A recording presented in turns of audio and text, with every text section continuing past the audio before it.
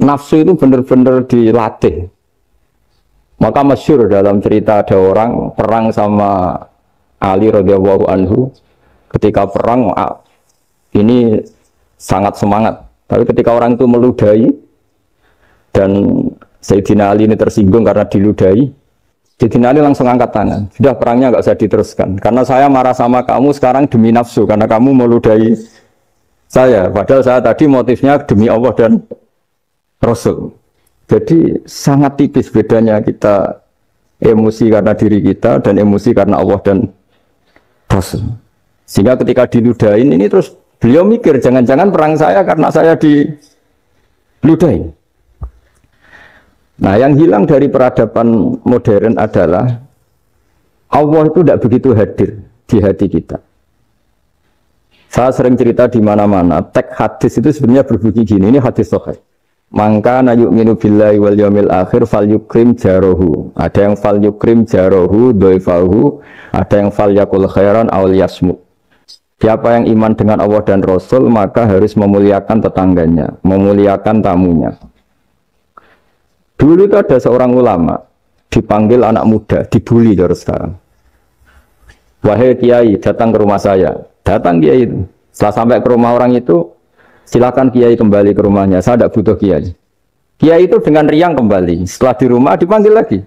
Pak Yai, silakan datang ke rumah saya. Datang lagi. Ya senyum-senyum kiainya santai. Wah nggak jadi butuh Pak Yai, silakan kembali lagi. Sampai 3 kali. Oh itu kalau rektor digitukan marah itu. Dosen marah. Kiainya santai. Santai, senyum-senyum, rileks. Ketika ditanya, kenapa Pak Yai tidak tersinggung? Jawabannya unik. Anak muda, saya ini senang sekali nuruti perintah Allah, disuruh menghormati tetangga. Sehingga ketika Anda manggil, ya saya datang. Ketika Anda nyuruh pulang, ya saya pulang. Saya senang sekali nyenangkan tonggo. Dan itu perintah Allah, jadi tidak ada hubungannya dengan kamu. Wah, pemudanya nangis minta dimaafin. Kalau kita kan enggak, kita ini dosen, kiai, mungkin kita doktor, mungkin kita profesor. Tapi kita ini sering didikte oleh orang bodoh. Kalau orang bodoh itu jengkel, lo kita ya jengkel. Lo kamu jengkel, dijengkelkan orang bodoh itu namanya terdikte. Itu bodoh apa pinter? Oh itu tidak pinter sama sekali. Kalau betul-betul kamu pinter, hanya bisa didikte oleh Allah Subhanahu wa Ta'ala. Jadi antara hukum Allah apa? Wa ahsin man asa'a ilaika. Berbuatlah baik sama orang yang berbuat buruk sama Anda. Itu dikteannya Allah. Kalau dikteannya orang-orang bodoh kayak dimangkel ben mangkel, terus kamu mangkel, itu bodoh apa pinter? Nah, problem kita kekinian adalah wong pinter, wong bodoh, itu bodoh-bodoh bisa didikte oleh sekelilingnya. Terus karuan wataknya perempuan seperti itu, wataknya anak-anak seperti itu, kita didikte. Anak-anak jengkelin kita mangkel, berarti kita didikte oleh orang bodoh. Makanya agama itu unik, kadang ngendikan wa ahsin man asa'a ilaika, kadang wasil man qata'aka, sambunglah orang yang memutus kamu. Karena dengan demikian kita hanya didikte oleh Allah Subhanahu wa Ta'ala, bukan didikte oleh hukum sosial. Cara Jawane nak ngapiki tangga sing apik akeh tunggale. Berbuat baik sama yang berbuat baik pada kita itu, mbok orang fasik ya seperti itu, maling ya seperti itu, sama. Tapi kalau berbuat baik sama orang yang berbuat jelek sama kamu itu baru luar biasa. Dan memang teksnya hadis wa ahsin man asa'a ilaika. Berbuat baiklah sama orang berbuat buruk sama kamu. Jadi nggak boleh orang didikte. Makanya ngaji di sini diantaranya saya akan cerita dalam sebuah hadis sahih, dalam hadis hasan yang diriwayatkan Imam Tirmidzi ada kalimat dari Rasulullah SAW. Dawe Nabi, la takunu imma'atan, taquluna in ahsanan nasu ahsanna, wa in zolamu zolamna. Walakin watti'u anfusakum in ahsanan nasu antuhsinu, wa in asa'u alla tazlimu. Kamu jangan jadi orang yang mudah diombang-ambingkan oleh orang sekeliling kamu. Yaitu kamu mengatakan, jika orang baik ke saya akan baik, jika orang buruk ke saya juga akan membalas buruk. Itu namanya Anda didikte. Tapi berkomitmenlah kamu akan berbuat baik meskipun orang lain berbuat buruk. Nah sekarang logika sosialnya begini. Kalau di Indonesia itu ada 1000 kiai, ada 1000 profesor yang ingin membenahi Indonesia. Rata-rata orang awam itu semau gue. Terus mereka mendikte kita. perilakunya nggak simpatik, perilakunya jengkelin. Terus 1000 profesor ini ikut jengkel. Itu kira-kira jadi solusi apa goblok bareng ya? Sama 1000 kiai ini ikut jengkel. Ini jadi solusi apa goblok bareng? Goblok bareng. Nah problem sekarang kita ini biasa didikte orang bodoh. Nah makanya ciri khas orang muslim itu kata Nabi mangkana yu'minu billahi wal yaumil akhir. Jadi baik tetangga karena perintahnya Allah dan Rasul. Pentingnya apa? Bedanya karena berbuat baik ini perintahnya Allah, mbok tonggo apik lah kita tetap apik karena perintahnya Allah dan Rasul. Begitu juga dengan hubungan dengan istri, dengan anak. Mbok bojomu lagi cerewet lah ya tetap apik. Karena dengan cara itu kita hanya tunduk kepada Allah dan Rasul. Tapi kalau kamu istri saya kalau baik ya saya baik, kalau enggak ya enggak. Berarti Anda didikte oleh perilakunya dia. Itu latihan, ya kalau dalam bahasa pondok, latihan jadi wali itu yang paling berat. Nabi itu kalau sama orang munafik itu sabarnya Masya Allah. Padahal Nabi berso kalau orang itu orang munafik. Karena dengan cara seperti itu, bahwa kebaikan Nabi pada seseorang itu atas perintahnya Allah dan Rasul, bukan atas nama servis. Kalau Nabi hanya baik kepada Abu Bakar, itu mungkin orang bilang, sadu nih Abu Bakar baik sama Nabi. Tapi kalau Nabi baik sama orang munafik, Abdullah bin Ubay bin Salul, itu kalau nggak perintahnya Allah dan Rasul itu nggak bisa. Nah, ini cobalah berlatih seperti itu, sehingga kita tidak mudah didikte. Ya saya ulang lagi, nggak mudah apa? Didikte. Ini ngaji itu harus objektif. Objektif itu jujur. Jadi bisa saja korbannya ayah saya, bisa rektornya, bisa semuanya. Tapi korban dengan makna yang bagus. Karena di antara saran Al-Quran, Allah ngendikan kalau belajar atau mencari nasihat atau mencari kebaikan apa saja, itu diistilahkan walau ala anfusikum awil walidaini wal aqrabin. Meskipun ketentuan itu merugikan kamu. Jadi ketentuan apapun yang merugikan kita, kita harus tetap kaji, meskipun itu tidak menguntungkan kita. Karena banyak problem, mulai dulu sebenarnya problem itu, orang yang wakam da'in yadda'i annahu da'a ilallah, tapi hakikatnya yad'u ila nafsi. Jadi banyak da'i yang mengklaim dirinya mengajak ke Allah dan Rasul, tapi sebetulnya hakikatnya mengajak ke kelompoknya sendiri. Saya ini termasuk kiai yang masih orisinil. Artinya orisinil gini, suatu saat atau kapan saja saya kok sudah tidak laku jadi kiai, asal Islam jalan tetap senang. Karena nggak penting yang populer saya apa enggak, itu tidak penting. Yang penting agama ini tetap jalan. Sama, negara ini harus jalan siapapun presidennya. Ya ini penting saya utarakan karena perbedaan antara nafsu dan komitmen beragama itu tipis sekali. Sehingga dulu pernah ada cerita ini bukti keadilan Rasulullah SAW. Nah suatu saat Nabi itu ngaji, yang ngaji seperti ini. Terus ada pemuda dengan cueknya melewati masjid yang sedang dipakai Nabi ngaji. Singkat cerita semuanya ngomel ya, bergumam. Celaka betul pemuda itu, ada Nabi ngaji kok tidak ikut ya. Tapi Nabi secara besar hati ngendikan, ini ada di beberapa kitab di Fadhailul Kasbi, keutamaan kerja. Kata Nabi, pemuda itu mau mencangkul di lahannya. Jika dia mencari nafkah untuk keluarganya, untuk kebaikannya, maka itu bagian dari ajaranku. Jadi Nabi berbesar hati bahwa kerja seperti itu bagian dari ajarannya. Jadi tidak harus datang ke majelis ngaji. Dan bisa saja yang sedang hadir itu ya orang yang dari istrinya minta belanja dari ngaji terus benar dituntut belanja kan gitu. Mungkin anak-anak UMM yang kesini daripada tengok-tengok yang Malang bosan jalan-jalan ke rumah. Jadi nggak mesti benar juga niatnya gitu. Nah kemudian yang perlu dicatat, kenapa kita menjadi enjoy dengan Islam? Islam itu adalah agama yang tidak didikte oleh materi. Jadi kalau Anda ingin makan enak, mungkin kalau pikiran kebanyakan orang, anak-anak muda yang milenial, yang gaul, ingin makan enak, ya makan yang disukai. Misalnya sate atau bakso Malang atau apa. Kalau orang-orang yang jadi wali gak gitu cara berpikir. Ini yang masih orisinil. Ditanya, ini dunia baru kesulitan makanan, baru resesi. Cara makan enak gimana? Jawabannya lucu. Ya gampang, idamuhu alju.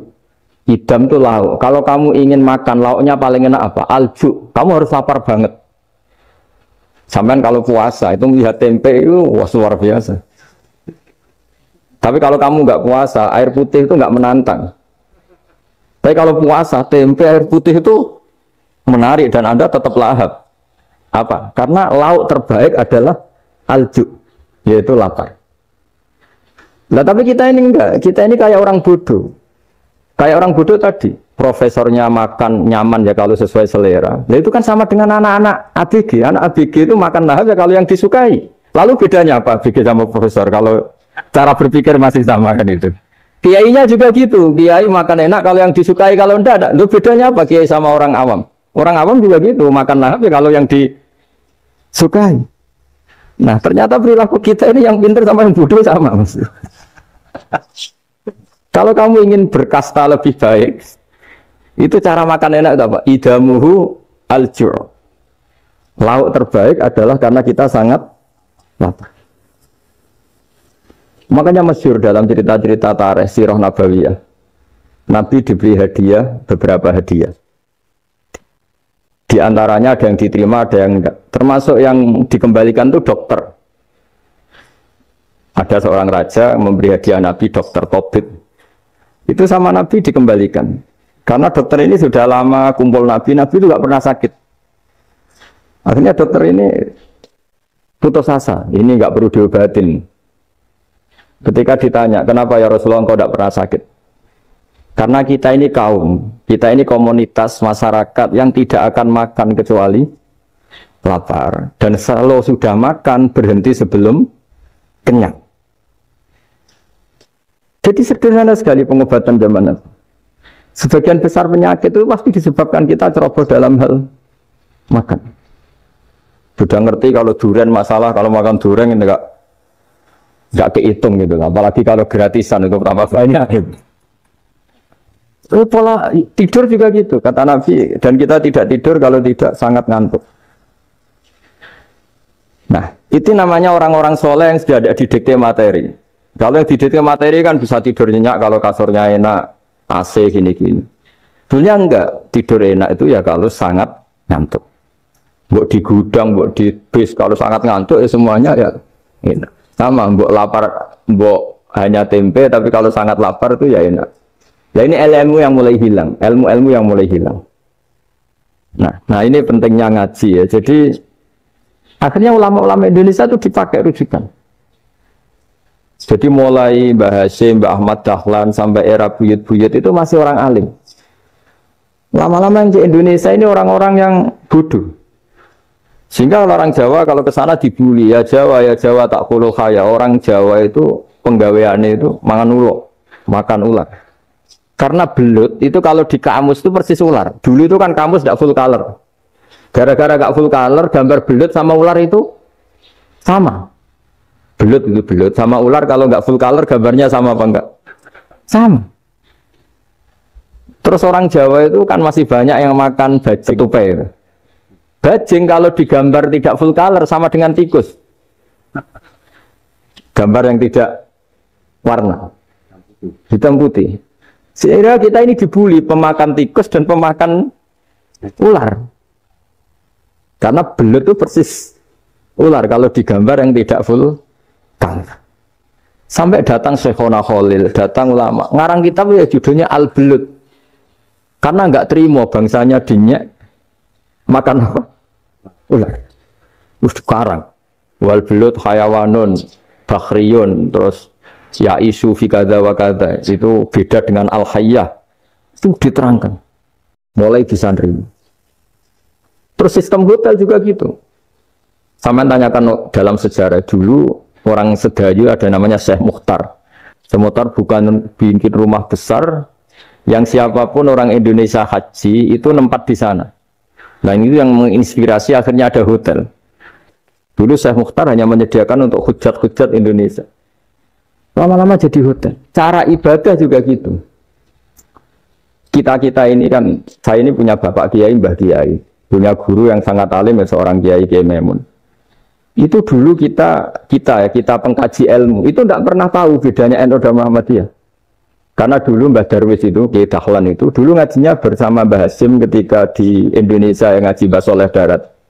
Mbah Soleh Darat itu dulu ngajinya sama buyut saya ke-6, namanya Mbah Soleh Asnawi di Kudus.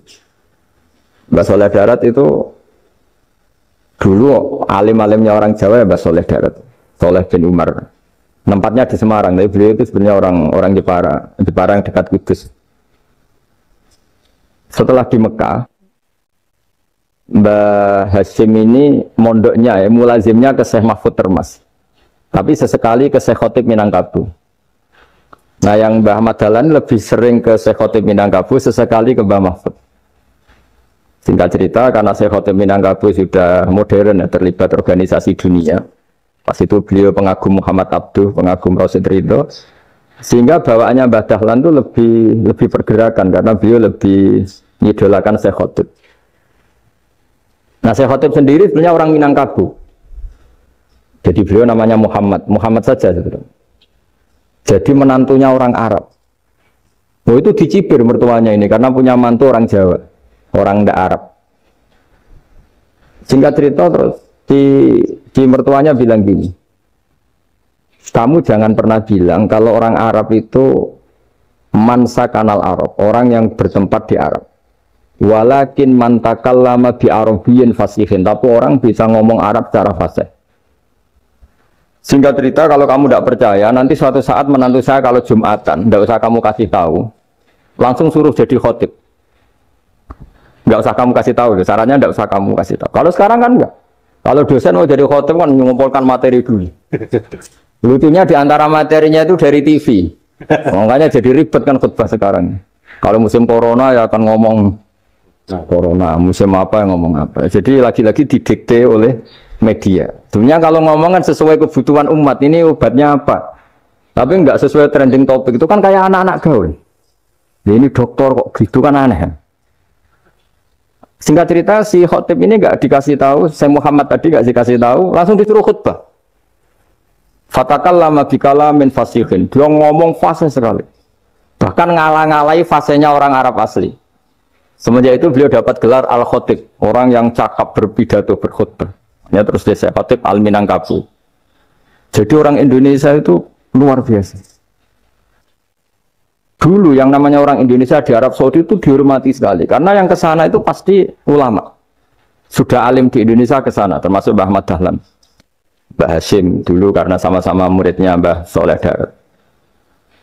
Lama-lama yang ke sana itu TKI TKW itu ya mulai agak dibully. Dulu Syekh Nawawi di antara ijtihad yang dihormati itu beliau mengkritik nyuwun sewu orang yang kan orang biasanya normalnya kan muji orang mati syahid. Hebat orang mati syahid itu hebat gini. Oke, kita sepakat orang mati syahid itu hebat. Tapi kata Imam Nawawi dengan syarat niatnya itu li'ila'i kalimatillah dan itu bawaan takdir. Saya ulang lagi, itu bawaan takdir, harus mati di medan perang. Tapi tidak boleh seseorang ini niat perang tapi niatnya supaya syahid. Karena kalau begitu berarti dia berniat supaya menjadi maktulal kafir, orang yang dibunuh orang kafir. Kedua, dengan dia mati berarti pasukan Islam berkurang. Berarti dia ingin pasukan berkurang, hanya ambisinya dia ingin langsung ke surga. Misalnya pasukan orang Islam itu 10, orang kafir 10. Kalau kamu ingin syahid berarti mati 1 kan, tinggal 9 kan. Nah kalau yang seperti itu 10 kan mati semua. Gara-gara ingin syahid akhirnya perangi rapati tenanan, benang mati, benang lebu. Kata Syekh Nawawi, ya enggak. Kalau kamu perang sama orang kafir ya niat menang. Dengan niat menang ini kamu ingin li'ila'i kalimatillah. Tapi kalau kamu ingin syahid berarti kamu menuruti keinginan nafsu kamu yang cepat masuk surga. Itu orang Arab kagumnya bukan main. Karena di mana-mana orang itu dinilai dari niatnya. Paham ini ya?